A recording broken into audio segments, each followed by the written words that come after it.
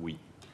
Puis le Terre-Neuve, Churchill Falls, c'est quoi l'impact pour les à court terme pour les revenus d'Hydro-Québec? Y en a-tu qui... Bien, là,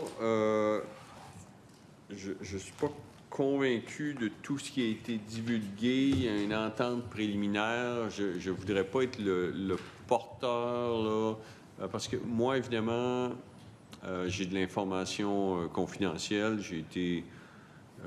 le ministère des Finances a suivi les négociations entre le gouvernement de Terre-Neuve-Labrador, Hydro-Québec, pour les impacts financiers. Alors, j'ai de l'information supplémentaire à ce qui a été divulgué lors des conférences de presse. Puis ça, alors, je préférais que vous posiez ces questions-là à Hydro-Québec, qui, eux, vous donneront toute l'information. Mais c'est certain que si on prend à capacité constante, là, les mégawatts que nous avons actuellement, il y a un échange de cash flow, c'est-à-dire qu'on va payer plus jusqu'en 2041, mais qu'en échange, on sécurise l'accès à prix compétitif de 2041 à 2075. On a actualisé en dollars d'aujourd'hui, cet avantage. Tout ça, c'est actualisé, le coût des fonds Hydro-Québec, puis le coût des fonds d'Hydro-Québec n'est pas le même que Terre-Neuve, etc. Puis chacun y trouve son compte dans la négociation. Puis après ça, il y a la capacité additionnelle, c'est-à-dire qu'il y a Churchill Falls 2, qui est plus petit, qui est un ajout, puis Gull Island.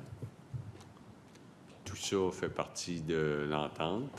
Et donc, le gouvernement du Québec, Hydro-Québec, font des investissements pour sécuriser la capacité, avoir plus de capacité, et cette capacité-là permettra d'attirer des entreprises, de fournir des mégawatts aux entreprises existantes, et donc va bénéficier de l'économie du Québec. J'aurais peut-être dû faire ce travail-là avant puis de vous poser la question. Je ne sais pas si l'information elle est disponible en tant que telle. Mais ce qu'il faudrait regarder, c'est les documents qui ont été divulgués lors de la signature de l'entente préliminaire. Éventuellement, il y aura une entente finale et il y aura d'autres divulgations. Je voulais juste en arriver à la question au niveau des agences, parce que j'imagine qu'elles ont, elles aussi, donc, participé. Là, est-ce qu'elles ont émis...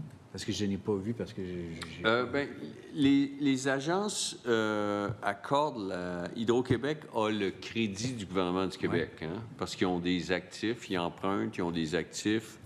On leur donne une garantie, mais le fait que Hydro-Québec augmente sa dette en vue d'avoir des actifs supplémentaires, les agences voient ça positivement. Le fait qu'on sécurise le contrat de Churchill Falls, c'est vu positivement. Okay. Est-ce qu'ils ont émis une lettre pour opiner sur ce sujet?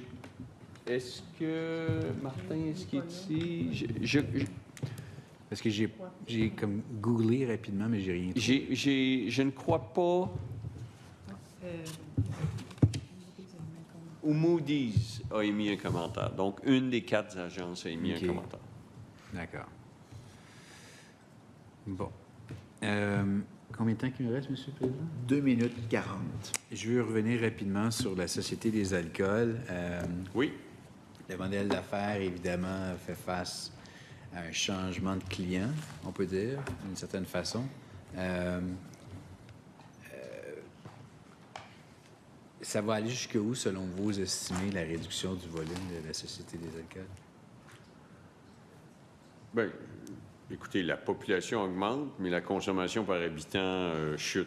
Alors, grosso modo, d'après moi, on fait face à une demande qui va être inchangée. OK. À long terme. Puis maintenant, ce que des gens de notre âge feraient, c'est-à-dire aller acheter de l'alcool dans une succursale à SAQ, au niveau des jeunes, sont peut-être moins portés à faire directement. Donc, la SAQ a amorcé une réflexion sur comment rejoindre une clientèle qui est moins portée vers l'achat en succursale. Il y a une réflexion là-dessus. Puis si la demande est fixe et on veut augmenter la profitabilité ou la maintenir, il faut contenir les coûts, là. Donc, on est vraiment à la SAQ dans un mode où il y a deux choses. Il y a rejoindre la demande là où elle est parce que la clientèle plus jeune est moins portée vers les succursales. Je sais pas, là, comme les festivals, puis des choses comme ça. Puis, après ça, il y a la question des coûts. Si les gens vont moins dans les succursales et qu'ils consomment moins, bien, c'est normal qu'il y ait moins de succursales. Puis si on veut plus de proximité, mais peut-être plus de points de vente, plus d'agences, moins de succursales. L'idée de peut-être regarder le modèle d'affaires dans son ensemble, remplit-il encore la mission qui était initialement posée? Est-ce que de vendre une partie d'Hydro-Québec, ce serait peut-être pas une solution? En conclusion? De vendre une partie de la SAQ? Oui. Moi, j'ai aucun projet en ce sens. Là. Si vous avez une suggestion à me faire, je suis ouvert. Là. Okay. Nous, il n'y a pas de... Il n'y a aucun qui est en cours. Bien sûr, on va regarder ce qui se passe dans l'espace économique canadien puis l'évolution du commerce de l'alcool au Canada. Merci beaucoup, M.